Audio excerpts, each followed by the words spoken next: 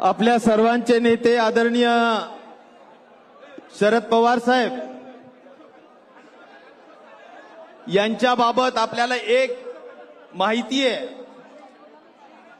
की पवार साहेब एक व्यक्ती नसून एक विचार आहे, एक विचारधारा आहे आणि त्यामुळं सबंध आयुष्यभर त्यांनी विचार जपला, त्यासाठी प्रचंड कष्ट घेतले आणि आजही या वयामध्ये शेतकरी, शेतमजूर, दीनदलित, गोरगरीब आणि सामाजिक समता आणि जनकल्याण हाच पवार साहेबांचा श्वास आहे आणि याच विचारांनी आदरणीय पवार साहेबांनी जीवन जगलेलं आहे। ज्यावेळी आपण असं म्हणतो की शेतकरी राजा हा बळीराजा आहे, हा लाखोंचा पोशिंदा आहे, अशा या शेतकरी राजाला आज प्रचंड अडचण निर्माण झालेली आहे। त्याचं जीवन अतिशय मेटाकुटीला आलेलं आहे आणि त्यामुळं आपण बघ्याची भूमिका घेऊन चालणार नाही मित्रांनो। हाच पवार साहेबांचा विचार आहे। आयुष्यभर शेतकरी वर्गासाठी सातत्याने त्यांनी कष्ट उपसले आणि म्हणून आजची परिस्थिती जर आपण बघितली तर प्रचंड पाऊस, ढगफुटी काही भागात, सततची अतिवृष्टी, या सगळ्या गोष्टींमुळं आज ओला दुष्काळ निर्माण व्हावा अशी परिस्थिती आहे। त्यामुळं आपल्या सगळ्यांना एकच विनंती आहे की हात वर करून दोन मागण्या करायच्या, ओला दुष्काळ जाहीर, कर्जमाफीची घोषणा। ज्या कर्जमाफीच्या आमिष दाखवून सध्याचं हे युती सरकार सत्तेवर आलेलं आहे, आम्ही योग्य वेळी कर्जमाफी देऊ अशा पद्धतीची त्यांनी आता सुतवाच केलेलं आहे।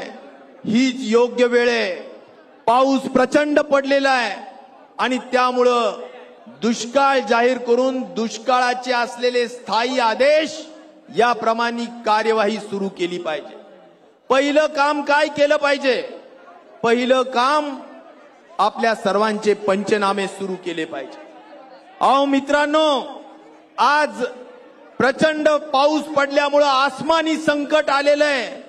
आमच्या शेतकरी बळीराजाला आसमानी संकटाला तोंड देण्याचं काम करावं लागतं, पण अपेक्षा या सरकारकडून एवढीच आहे की ही सुलतानी संकट आणू नका। सुलतानी संकट आणू नकाचा अर्थ एवढाच की आता ज्या सरकारला आपलं जनता जनार्दन मायबाप सरकार म्हणतं त्याची अनुभूती यायला पाहिजे। सरसकट पंचनामे सुरू करा, चेहरे बघून पंचनामे करू नका। त्याचबरोबर कुठल्याही परिस्थितीत कर्जमाफी द्या। त्याचबरोबर जे जे लोकांना आश्वासन तुम्ही दिले की आम्ही तुम्हाला हमी भाव देऊ, कापसाला 10,000 रुपये, तुरीला 7,000 रुपये, कांद्याला भाव वाढ मिळेल, आज या पद्धतीच्या खर्चावर आधारित शेतीमालाला भाव देऊ असं मोदी सरकारने बोलले होते।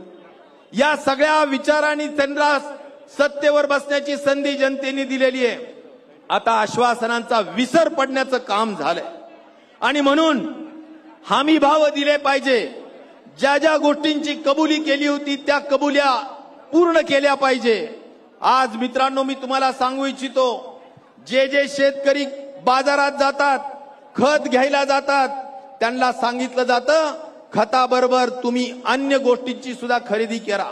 म्हणजे खत खरेदी बरोबर लिंकिंगचा जाणीवपूर्वक बडगा उभारण्याचं काम सध्या केलं जातंय आणि शेतकऱ्याला विनाकारण लुटण्याचं काम केलं जातं। विमा हा शेतकऱ्यांचा हक्काचा विषय। 1 रुपयात विमा भरण्याची जी योजना होती मित्रांनो, आज त्या योजनेत आमूलाग्र बदल केलेले।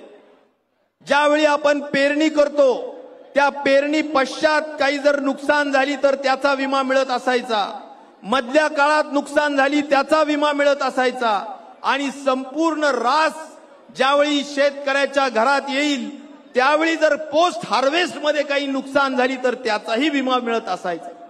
पण आता फक्त हार्वेस्टिंग, ज्याला आपण पीक कापणी प्रयोगाच्या माध्यमातूनचा विमा देण्याचं काम केलं जातं, त्यामुळे शेतकऱ्यांना हक्काचा विमा मिळाला पाहिजे, ही सुद्धा त्यामागची महत्वाची भूमिका. म्हणून मित्रांनो, आपल्या सर्वांना मी अधिक बोलणार नाही. मी एवढंच सांगू इच्छितो की शेतकरी आक्रोश मोर्चा हा जो काही या ठिकाणी काढलेला आहे तो यासाठीच की पवार साहेबांनी नेहमी शेतकऱ्यांच्या हिताची जपवणूक केली. या देशातली पहिली कर्जमाफी देणारा नेता कोण, तर ते आदरणीय तुमचे आमचे नेते शरद पवार साहेब आहेत, की ज्यांनी 73,000 कोटींची कर्जमाफी देऊन या देशाला एक उदाहरण सिद्ध केलेलं आहे. आणि त्यामुळं या निमित्ताने या सरकारने दिलेलं आश्वासन सुद्धा पूर्ण झालं पाहिजे. या निमित्ताने आम्ही आपल्याला एवढंच सांगू इच्छितो की कुठल्याही परिस्थितीत या संपूर्ण कापसाच्या बाबतीत आज बाहेर देशातून आयात करण्याचं काम केलं जातं. आयात करत असताना आयातीवरचा जो कर असतो तो इम्पोर्ट ड्युटी ती सुद्धा माफ केली जाते. जर ती माफ केली तर मित्रांनो कापसाला भाव मिळणार नाही. आज कांदा ज्या नाशिक जिल्ह्यामध्ये आपण काम करतो आहोत, पवार साहेबांचा विश्वासाचा जिल्हा म्हणून आपण नाशिक जिल्ह्याकडे पाहतो. सातत्याने पवार साहेबांनी कांद्याच्या शेतकऱ्यांसाठी मदत केलेली आहे. आज कांद्याचा शेतकरी हवाल दिले कारण कांद्याला भाव नाहीये. कांद्याच्या निर्यातीचं धोरण स्वीकारलं पाहिजे आणि आमच्या कांदा उत्पादकाला सुद्धा चांगला भाव मिळालाच पाहिजे, ही सुद्धा या आक्रोश मोर्चाच्या माध्यमातून सरकारला मागणी आहे. आणि त्यामुळे सरकारला जागं करायचंय या दृष्टिकोनातून आक्रोश मोर्चा आहे. मला एवढंच विचार या ठिकाणी सांगायचा आहे, या झोपलेल्या सरकारला जागं करूया. हे जागी करण्याचं सामर्थ्य आणि शक्ती जर कुणामध्ये असेल तर ती तुमच्या शेतकरी बळीराजामध्ये, तरुणांमध्ये, सगळ्यांमध्ये. आज सामाजिक दृष्टिकोनातून वातावरण खराब करण्याचं काम भाजप सरकारच्या माध्यमातून झालं. मला एवढंच सांगायचंय की सामाजिक समता स्थापन करण्याचं कामही झालं पाहिजे. त्यामुळे या अनेक मागण्यांच्या माध्यमातून आलेला हा आक्रोश मोर्चा आता 5-10 लोक कलेक्टरांकडे निवेदन शासनाच्या कडे पाठवण्यासाठी जात आहेत. आपल्या सगळ्यांचं समर्थन मिळालेलं आहे. आपल्या सगळ्यांचे खूप आभार मानत मी माझी रजा घेतो. धन्यवाद. जय हिंद, जय महाराष्ट्र.